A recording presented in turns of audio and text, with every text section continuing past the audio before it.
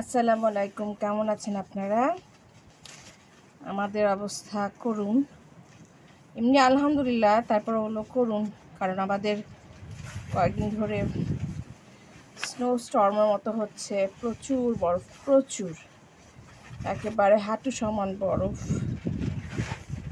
জীবনযাত্রা একেবারে স্থবির, তারপরও মানুষকে তো বাঁচতে হবে, এই আর কি, কাজ করতে হবে। সো বাসা একেবারে উঁচু বরফ, এগুলি পরিষ্কার করতে হবে, আর অনেক কষ্ট। আমি বলবো যাদের ইচ্ছা আছে কানাডায় আসার, তাদের উদ্দেশ্যে যে যাদের আপনাদের আর্থিক সামর্থ্য আছে দেশে ভালোভাবে থাকার, তাদের এই দেশে মাঝ বয়সে না আসাই ভালো।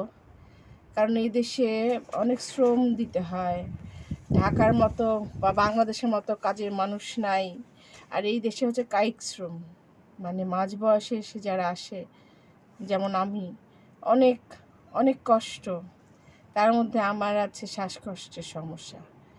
তো এই আর কি। তো দেখেন, বরফ তো পরিষ্কার করতেই হবে। মানুষ কাজেও যায়, কাজে যাওয়ার আগে বরফ পরিষ্কার করতে হয়, নাহলে একেবারে আটকায় যাবে, কাজকর্ম গাড়ি টাড়ি চলবে না, এরকম আর কি অবস্থা এখানে। তো বরফ কাচাচ্ছি, কারণ বরফগুলো আবার একটু শক্ত হয়ে গেলে তখন পথটা পিচ্ছিল হয়ে যায়, তখন হাঁটা অনেক কষ্টদায়ক হয়ে যায়। আর এই আর কি, মানে অ্যাক্সিডেন্ট হতে পারে, এবং অ্যাক্সিডেন্ট হয় এখানে। সো বরফ মানে পরার পর মানে শক্ত হওয়ার আগেই পরিষ্কার করতে হয়। তো আপনারা ভালো থাকবেন, আবার দেখা হবে। আর দেখেন আমি বরফ কাচাই কেমন।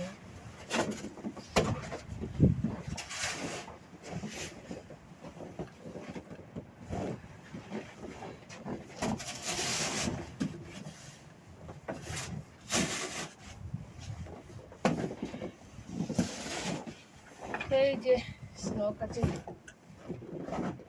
আসার অবস্থা।